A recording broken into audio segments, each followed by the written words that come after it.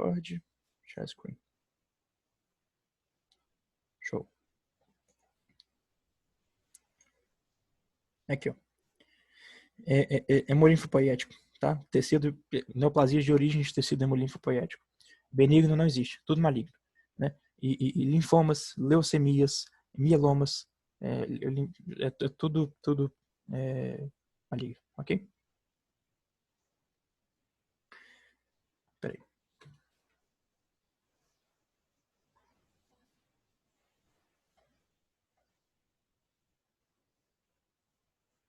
Show. Onde é que eu tava mesmo? Ah, tá. Aqui. E aí as coisas começam a ficar estranhas aqui agora. Tá? Por exemplo, origem de melanócitos, que costuma ser uma coisa separada, né? Assim, melanócitos, em teoria, tem origem da crista neural, células da crista neural. Melanócito é uma célula esquisita. A origem dela é muito lá no início do desenvolvimento embrionário, tá? Então a gente classifica como tecido diferente, assim. Não é tecido diferente. Mas ela pode formar ou uma pinta ou um melanoma, tá? Essas são as neoplasias que um melanócito pode formar. Né? Pinta é sinônimo de nevo, tá? Pinta é o nome informal para nevo melanocítico, tá? Eu tenho uma que fica no meu... Eu adoro isso aqui. Ela fica em cima de onde pega o meu pulso radial. É tipo um botão, assim. Eu acho isso legal. Eu tenho uma no meu dedo também. Isso é muito estranho. Enfim, tá? Ela costuma se diferenciar do melanoma. Assim, isso aí acho que nem vale a pena falar aqui, assim, as características. Como é que você diferencia um melanoma de um nevo melanocítico comum? Vocês vão ver isso em patologia, em dermatologia, um tanto de coisa. Mas aí começa glioma, tá? Você tem glioma, termina com oma também, entende? Glioma, oma, tá? Aí, só que glioma tem gliomas tipo 1, 2, 3 e 4. E são neoplasias originadas das células da glia, do sistema nervoso central, né? Astrocitoma, oligodendroglioma, qual que é outra? São 3. Alguém sabia qual que é o tipo? Enfim, pode originar também. Só que a glioma tipo 1 é considerado benigno, glioma 2, 3 e 4 é maligno. Ou seja, isso varia pra caralho, entendeu? Aí tem a terceira exceção pra oma, só pra ficar bom, entendeu? Meningioma, oma também, mesma coisa. São tumores originados das células da meninge. Geralmente, se não me engano, quase sempre é Duramater, uma coisa assim. Mas tipo 1 é benigno, 2, 3, 4 é maligno, entende? Esse tipo, na verdade, está se referindo ao grau histológico, tá? Aquele grau de anaplasia, o grau de diferenciação celular, tá? 1, 2, 3, 4, grau 1, 2, 3, 4. São os 4 graus que existem de diferenciação celular, tá? Blastoma, tá? Tá aí outra exceção para vocês, ok? Blastomas é um tumor comum em crianças que se originam de células da blástula, ok? Que são resquícios embrionários, que é necessariamente maligno, sempre maligno, e tem oma no final. Tá vendo que 2 exceções não funcionam, assim, tem mais. Não ajuda. E teratoma. Teratoma é uma coisa estranha, tá? No mínimo muito estranho. Mas também na nomenclatura estranha. Teratoma, já viram a imagem do teratoma? Para quem não viu a imagem, vamos fazer uma coisa pra gente dormir feliz. Assim, todo mundo dormindo com a imagem de teratoma na cabeça.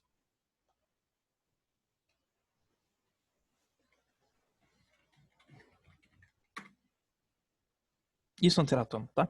Isso aqui é um tumor, é uma neoplasia, enfim. Eu não sei muitos detalhes sobre a formação dela, mas é como se fosse uma pessoa mal formada, tá? Isso aqui é um teratoma. O teratoma tem muitos tecidos muito diferenciados, diferentes. Tem dente, tem cabelo, tem unha, tem pele, tem mucosa, tudo no mesmo tumor, ok? O teratoma ele pode ser maduro, né? Ou seja, maduro ele significa bem diferenciado, beleza? Ou seja, ele tem tecidos muito bem formados ali, muito bem. Você consegue identificar um dente, você consegue identificar um cabelo no teratoma. Lá no laboratório de anato lá da faculdade tem um teratoma naqueles potes lá. E você tem teratoma imaturo, quando a origem é a mesma, mas não diferenciou tanto nos tecidos bonitinhos, tá? Teratoma é uma exceção que você não classifica ele direito como benigno e maligno. Não existe teratoma maligno e teratoma benigno. Existe teratoma maduro e imaturo. Só que o maturo tem comportamento muito mais para benigno do que o imaturo, tá? Saibam disso. Ter o teratoma imaturo é pior do que ter o maturo. Agora vamos falar, tá, do processo de formação das neoplasias, tá? Chamado carcinogênese. Carcinogênese é basicamente, quando você fala de carcinogênese, você está falando da etiopatogênese do câncer, tá? Você está falando do que causou inicialmente as mutações, e está falando de como ele se desenvolveu, tá? Sempre uma neoplasia vai surgir de uma alteração, de um certo conjunto de alterações genéticas, tá bom? Sempre, sempre, sempre, sempre, sempre. É isso que dá os graus de indiferenciação diferentes das diferentes neoplasias, tá? Você pode... E o que pode desencadear essa mutação genética? Um tanto de coisa, tá? Você pode ter fatores do próprio paciente, ok? Fatores intrínsecos do próprio paciente que vão desencadear a neoplasia, ou você pode ter fatores extrínsecos, né? Agentes carcinogênicos extrínsecos você pode, assim, fenômenos físicos, por exemplo, tá? Assim, acho que a Lamar deu um exemplo de metaplasia na dentadura. Que o velhinho usa dentadura e aí fica machucando a gengiva, machuca ali, aí dá na metaplasia, da metaplasia evolui para uma neoplasia, tá? Fenômenos físicos, geralmente, eles não fazem a carcinogênese, eles não implicam carcinogênese diretamente, tá? Eles suscitam sempre uma resposta inflamatória. Então, uma lesão mecânica, uma lesão física, ou uma queimadura, ou qualquer lesão física que for persistente em determinado local, vai suscitar inflamação naquele local. E essa inflamação potencialmente pode suscitar uma neoplasia, tá? É por isso que pacientes cirróticos costumam ter muita neoplasia no fígado, beleza? Pacientes com hepatite C também, muita neoplasia no fígado. Fatores químicos, tá? Assim, o tabagismo, a nicotina suscita câncer de pulmão, tá? O álcool suscita câncer no fígado e em outros lugares também, no coração também. Determinados medicamentos, espécie ativa de oxigênio de forma geral, que podem provir da dieta, pode provir dos medicamentos, tá? Agentes infecciosos, tá? Também podem desenvolver um câncer. Os exemplos mais típicos são os virais, né? Assim, o vírus do HPV, por exemplo, que infecta células do colo uterino, principalmente, que essas células infectadas vão estar suscetíveis a mutações genéticas causadas por esse vírus, pode suscitar no surgimento de aneoplasia, tá? E você tem fatores do próprio indivíduo, tá? Por exemplo, a inflamação crônica. Por que a inflamação pode gerar neoplasia, uma inflamação persistente, ali, crônica, no caso de um hepatite C, por exemplo?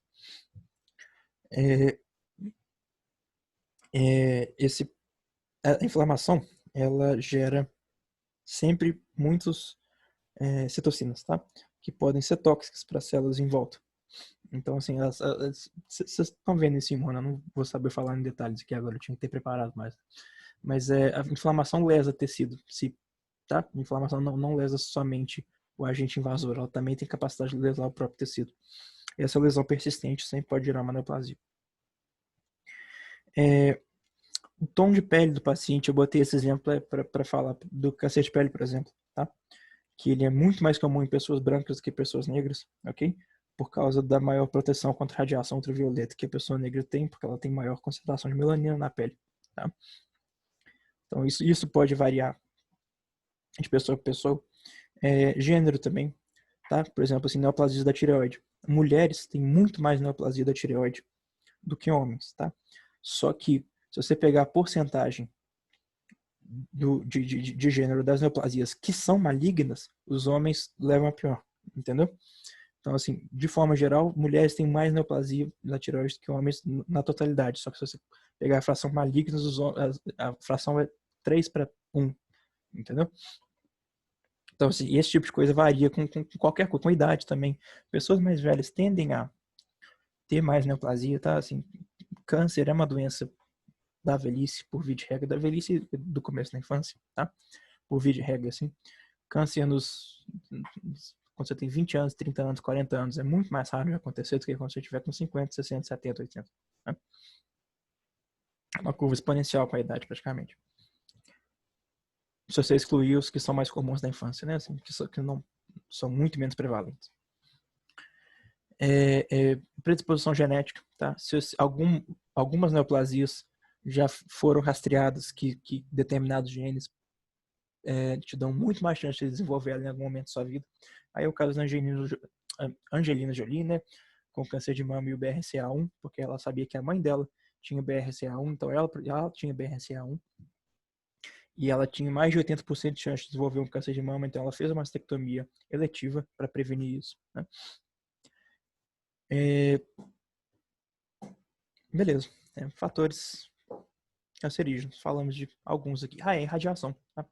Radiação é um fator físico que ele não gera neoplasia, ele não faz carcinogênese por resposta inflamatória, ele lesa diretamente o DNA. Tá? Radiação acho que é o único fator que tem essa capacidade de gerar de forma muito direta o material genético e mutar ele ali em um instante. Tá? Por isso que radiologistas estão cada vez trabalhando mais em casa, muito menos em hospital. Tá? Porque radiologista já foi a especialidade médica que mais tinha câncer. Por quê? Porque antigamente o conhecimento de que radiação causava câncer era assim, muito menor. E os aparelhos que produzem imagens, né, emitiam muito mais radiação do que necessário. E o radiologista estava ali do lado deles o tempo inteiro, todos os dias. Então, assim, desenvolvia muito mais câncer. Peraí, vamos ver o chat.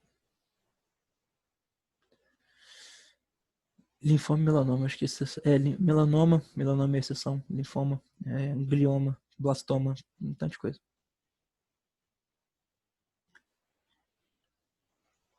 Show. Neoplasias sempre se dão por um processo chamado expansão clonal. Tá? Expansão clonal implica que todo câncer origina de uma única célula, que sofreu mutações proliferativas. Isso foi um conjunto de mutações, ou uma mutação, ou várias mutações diferentes, tá? Que proporcionam a proliferação exacerbada daquela célula. Toda neoplasia origina de uma única célula. Tá? Essas mutações proliferativas, que recebem o nome em inglês de drive mutations, são que de fato disparam a proliferação descontrolada, que é a definição de uma neoplasia. Né? Uma vez que são dadas essas drive mutations, tá? Essas células vão proliferando e elas vão dando linhagens, ok? Algumas linhagens vão acumulando outras mutações, tá? E outras linhagens vão acumulando mutações diferentes. Algumas mutações que essas determinadas linhagens vão receber vão matar a célula, tá? Às vezes a célula muta para uma coisa que faz ela morrer. Mas aí tem uma outra célula que desenvolve mutação para impedir a apoptose, por exemplo, e aí ela sobrevive muito mais a um linfócito B, qual linfócito que induz a apoptose? Enfim, tá. Fica muito mais imune a esse tipo de linfócito que induz a apoptose. Enfim, e aquelas células que originam mutações nela, que são benéficas para elas, são as células que vão, no final, constituir um tumor. Tá? Por isso que uma neoplasia tem atipia celular. As células costumam ser diferentes entre si, costumam ser heterogêneas entre si. Né? Porque uma neoplasia é composta por várias linhagens provindas de uma única célula que sofreu as drive mutations, entendeu? Ficou claro esse conceito de expansão clonal? Ele não é um conceito fácil de entender também. Tem que fazer uma força mental aí para entender. Se vocês quiserem, eu explico de novo.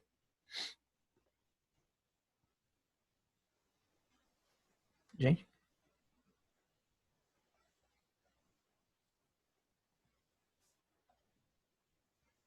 Não, beleza. Ok. Beleza, beleza.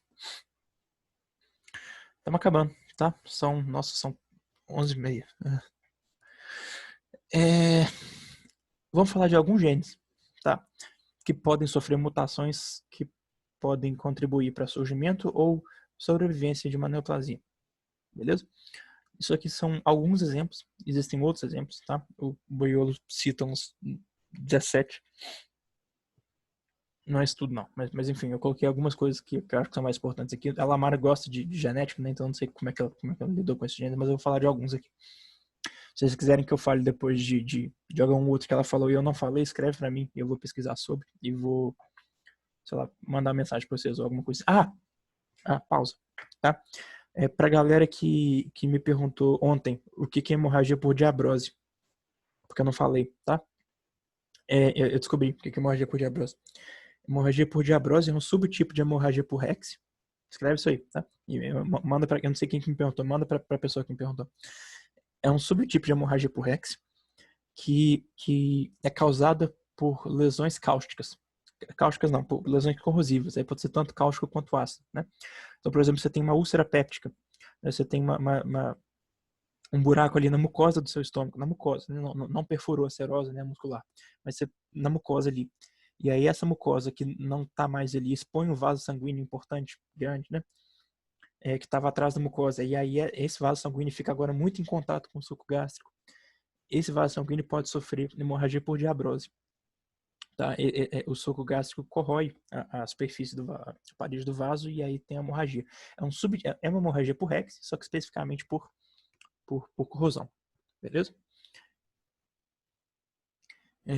Tá, beleza. Vou falar dos genes agora. Você tem uma família de genes chamados oncogenes. Onco é câncer, né? Então você sabe que não vem coisa boa aí. Que são genes responsáveis por estimular a proliferação celular. Tá? Que são genes que sintetizam fatores de crescimento, receptores desses fatores de crescimento, isso é legal, hormônio de crescimento como GH, beleza? O gene do EGFR, que eu coloquei aí como exemplo, que é do fator de crescimento epitelial, né? Eles são naturalmente expressos, beleza? Em uma forma mais branda, tá bom? E toda célula tem eles em algum grau e são os proto-oncogenes, tá? Proto-oncogenes por quê? Porque eles ainda não são oncogenes, porque eles ainda não originam uma neoplasia. Mas quando você tem uma mutação desses genes, da família de genes, que faça com que eles fiquem super expressos, né? Que eles comecem a se expressar muito mais do que antes, aí esse tecido começa a crescer de forma muito mais exacerbada do que antes. Beleza? Essa aí pode ser um exemplo de drive mutation, ok? Aí ele passa a ser chamado de oncogene, ok? Você tem os genes supressores tumorais, tá? Que têm a função de evitar o surgimento de tumores, beleza? Porque durante a divisão celular, assim, você tem vários pontos onde determinados genes sintetizam determinadas proteínas que interferem caso seja identificado algum erro na replicação do material genético, beleza? Você tem determinados pontos que são os checkpoints, né, de controle de qualidade, entre aspas, assim, e que quando é identificado algum erro, esses genes, as proteínas produzidas por esses genes, né, induzem a apoptose daquela célula para que ela não vire uma neoplasia.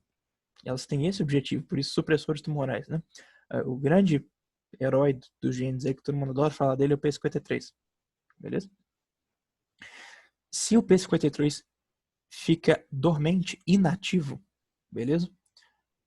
Fica muito mais fácil de acontecer uma mutação, uma drive mutation ali, por exemplo, uma superexpressão de um oncogênio, tá? Que vai desencadear uma neoplasia, tá? Que vai fazer essa porção aqui, ó.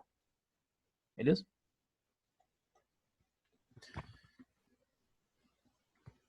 E tá, aí para esse gene contribuir para o surgimento da neoplasia, ele teria que ser silenciado e não superexpresso como os oncogenes, né? Genes que induzem a apoptose, né? Que genes que participam da apoptose, né? Por exemplo, genes que codificam a BSL1 e a BSLX, que são genes que são proteínas anti-apoptóticas que previnem a apoptose. Quando eles são superexpressos,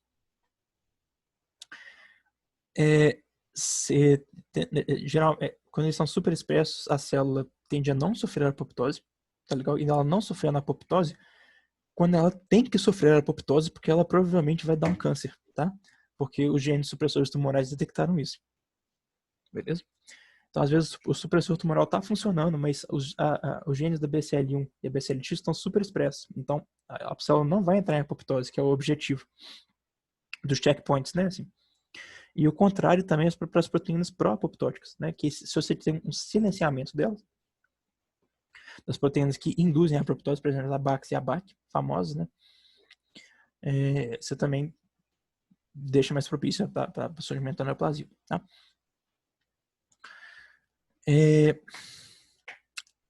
Genes que fazem o reparo do DNA, caso eles sejam silenciados também, beleza? E genes indutores da angiogênese, tá? Isso é importante para a sobrevivência da massa tumoral. Geralmente isso é mais importante em fases mais avançadas, quando já tem uma massa bem estabelecida ali, né?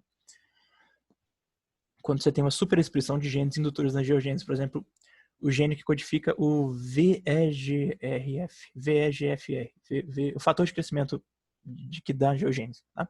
De vaso sanguíneo. VEGF, enfim, tá? Beleza, acabamos. Estamos quase lá, galera. Vamos lá. Vocês estão aqui ainda? Temos. Todo mundo aqui, tá. Como é que a gente vai falar do prognóstico? Tá? Como é que a gente vai avaliar o prognóstico de determinado caso clínico? Tá legal? A gente pode avaliar, por exemplo, fatores do próprio tumor, tá? Por exemplo, o tipo histológico, algumas neoplasias originadas de determinados tecidos vão ser muito mais agressivos que outras. Mais agressivo significa ter muito mais potencial para metastatizar, ok? Para dar metástase.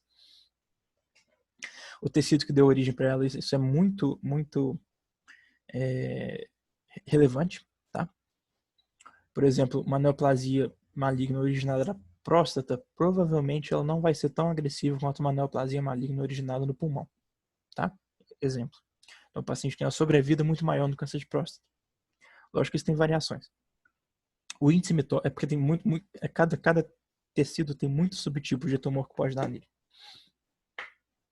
O tamanho do tumor, tá? Tumores maiores tendem a dar mais metástases do que tumores menores, simplesmente porque eles tem mais vaso sanguíneo ali para isso acontecer, tá? E a presença de metástase ou não, se já tem metástase, o prognóstico é muito pior do que se não tem metástase, porque se não tem metástase e você conseguir fazer ressecção cirúrgica completa daquele tumor, você vai curar o paciente, essencialmente, tá? Ele não vai nem entrar em remissão, ele vai entrar em cura, ele vai ser curado. Apesar de que alguns tratamentos com quimioterapia, com radioterapia, também tem potencial de curar determinadas neoplasias. Por exemplo, eu vou dar um exemplo meu. Eu tive leucemia na infância, tá? Quando eu tinha 2, 3 anos. Só que eu tive um tipo que chama LLA, que origina de um determinado linfócito ali da medula. Eu não sei qual. Eu estudei isso, aí esqueci já. Que é muito comum na infância, tá? O meu caso, eu tinha 75% de chance de entrar em remissão. Não, 85% de chance de entrar em remissão com tratamento e 75% de chance de cura, tá? Eu entrei nesse 75% de chance. Eu fui curado com 2 anos de tratamento de quimioterapia. Mais que 2, são uns 3 anos. Mas enfim, caso a minha neoplasia que originou a leucemia tivesse sido originada de outro tipo de linfócito, outro tipo celular ali, o prognóstico ia ser talvez pior, tá? Provavelmente a taxa de cura seria muito menor, beleza? Então assim, eu dei sorte de ter uma neoplasia cuja taxa de cura é muito alta, certo? Agora, estadiamento. Estadiamento é o que mais vai impactar no diagnóstico da pessoa, sempre. Tá? É o fator que mais vai falar quanto tempo de vida aquela pessoa tem, ou se ela vai ser curada ou não. Tá? O que é o estadiamento? Você vai atribuir números à evolução daquele tumor. tá? Então, se o tumor é novo, se o tumor é velho, se o tumor já é velho o suficiente para dar metástase, se já é grande o suficiente para não sei o quê, enfim. Se ele está no inicinho, tá? Se ele está em estágios iniciais, o prognóstico é sempre muito melhor. E a possibilidade de cura sempre aumenta muito do que se você contrapor isso com estadiamento avançado do tumor. Beleza? Fazer o estadiamento do tumor é papel do patologista. Ok? O patologista vai receber a biópsia do tumor e ele tem o papel de fazer o estadiamento para prever quantos anos de vida aquela pessoa tem. Beleza? E nós vamos falar de estadiamento daqui a pouquinho. E fatores do próprio paciente costumam influenciar muito também, tá? Uma neoplasia X em um paciente de 80 anos vai ser muito mais grave do que a mesma neoplasia X num paciente de 40 anos, tá? Porque o envelhecimento fragiliza a pessoa das mais diversas formas, tá? Fragiliza o sistema imune, tá? Tipo assim, pessoas mais velhas têm prognóstico pior do que pessoas mais novas para o mesmo tipo histológico do câncer. O sexo também, tá? Então, assim, tumores que crescem com estrógeno, tumores que crescem com... eles avançam no estadiamento utilizando o estrógeno como fator de crescimento, tá? Vão ser muito mais graves em mulheres do que em homens, porque mulheres têm muito maiores taxas de estrógeno do que homens, naturalmente. Se o paciente é cadeirante, se o paciente tem imunossuprimido, se o paciente tem síndrome de Down, se o paciente é diabético, se o paciente é hipertenso, isso tudo pesa no diagnóstico, tá? Agora, o último slide, estamos acabando. Estadiamento, tá? O que é estadiamento? É você atribuir em qual estágio está aquele tumor. Isso é padronizado para todas as neoplasias. Qualquer neoplasia. O Bogliolo tem tabela para toda neoplasia que ele acha por aí. Só que... tá, estamos acabando. Só que é o seguinte. Tem um sistema de estadiamento que é o sistema mais utilizado. Não significa que é o único e não significa que é o mais útil, porque ele é só muito geral para todas as neoplasias. Mas ele é impossível se aplicar ele, por exemplo, a uma leucemia, tá? Que não forma um tumor concreto. Cada tecido diferente tem seu sistema de estadiamento, tá? E que se aplicam mais a alguns tecidos, outros que se aplicam menos a outros tecidos, mas um aceito e extremamente usado por aí, que é importante vocês estarem familiarizados com eles, é o sistema TNM, tá? Você vai atribuir um número para cada letra disso aqui, tá? Sendo que o T se refere ao tamanho do tumor, então você vai atribuir um número ao tamanho do tumor. A letra N, tá? Faz referência a se existe ou não metástase linfonodal de linfonodos próximos.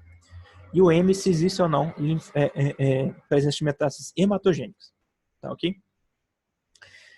A escala, por exemplo, do T varia de tipo de tumor para tipo de tumor. Então, por exemplo, um carcinoma ductal de mama, que eu citei lá para trás, ele vai ter uma escala de T1 até de T0, na verdade, porque o T0 é quando você não consegue medir, de T1 até T3, vamos supor. E aí, na verdade, o câncer de pulmão, de tipo células pequenas, vai ter escala de T1 até T7. E aí tem tabela para cada tipo de câncer, entendeu?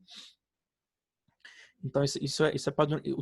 Existe um TNM para cada tipo de neoplasia. Tá? Por que ele é impossível aplicar em leucemias, por exemplo? Porque você não consegue medir o T. Tá? E você não consegue medir o M também, porque ele é uma grande metástase hematogênica. Tá? Ele está rodando no seu sangue. É importante saber que o T, quando assim, é um tumor em órgãos sólidos, tá legal? Mentira, quando é em órgãos ocos, exemplo esôfago, exemplo estômago, exemplo traqueia, exemplo útero, exemplo uretra, exemplo intestino, qualquer coisa. O T se refere não ao diâmetro do tumor. Você não pega a régua e mede. Assim, o que você mede, na verdade, é a profundidade que ele invadiu aquele órgão oco. Geralmente mucosa, quando a gente está falando disso, né? Porque a profundidade de invasão, quanto mais profundo ele vai, tá? Se ele atravessa a mucosa e cai na submucosa, a submucosa é muito mais vascularizado, tá legal? Se a submucosa, e se ele cai nesse ambiente muito mais vascularizado, ele tem muito mais potencial de dar metástases hematogênicas e linfáticas, porque ali tem mais vaso linfático também, tá? Em órgãos sólidos, contudo, por exemplo, no fígado, tá? Você tem um tumor primário ali no fígado, você quer avaliar a porção T dele. Aí tem de tantos a tantos centímetros de CT1, de tantos a tantos CT2, de tantos a tantos CT3, e aí vai ficando progressivamente pior o prognóstico, tá? Aí você vai medir o diâmetro, o maior diâmetro. Você pega a peça assim na sua mesa de macroscopia e pega a régua e põe assim. Aí você põe a régua de escolinha assim. Todo patologista tem uma régua de escolinha para medir aquelas que tem um miquinho assim desenhado, que você mede o tumor. E N, tá, se refere à presença ou não de metástases linfonodais. O T não costuma ser zero, porque sempre tem um tamanho para aquele tumor. O N pode ser zero, tá? Porque você pode não ter metástases linfonodais. Isso tem N1, N2, N3, N4, N5, N6. Alguns tumores têm um sistema TN, esse número do N corresponde ao grupo de linfonodos acometidos. Então você tem 3 grupos linfonodais acometidos, tá? E outros tipos de tumores você tem esse númerozinho representa a quantidade de linfonodos individuais, não de grupos, tá? E IME, que é a presença de metástase hematogênica, se refere à presença ou não de metástase. Então, costuma ser, para a grande maioria, ou M1 ou M0, ou tem ou não tem metástase a longa distância por via hematogênica. Acabamos. Show? São 23h40. Eu vou finalizar aqui, beleza? E tá tudo gravado e eu vou postar no YouTube daqui a pouquinho. Assim que eu terminar de fazer o upload para o YouTube, eu mando os links para os respectivos representantes e fica aí para vocês, beleza? Espero que vocês tenham aproveitado. Nada, gente. Obrigado a vocês por estarem aqui aguentando firme comigo, beleza? Boa prova para vocês. Que horas que é a prova de vocês? Falar nisso. É 8 mesmo? 8. Não, tem muito tempo para vocês estudarem ainda. Meu Deus. Que bom que vocês aproveitaram, gente. Boa prova para vocês e eu vou estar sempre disponível no WhatsApp para tirar dúvida, tá? Vocês podem encher meu saco aqui. Inclusive já tem gente me perguntando as coisas aqui, que eu tô com o celular aqui do lado. Vamos jogar pub, com certeza. Com certeza, pode me chamar aí que nós vamos jogar, tá? Gente, falou. Eu vou dormir. Mentira que eu tenho que fazer o upload primeiro. Mas a gente vai jogar pub. Com certeza a gente vai jogar pub. Falou, gente. Eu vou finalizar aqui. Até mais. Boa noite pra vocês. Responda a Gabi. Pera aí. Gabi me manda mensagem. Mandou. Tá. Acho que ela tá acordada ainda. Falou, galera.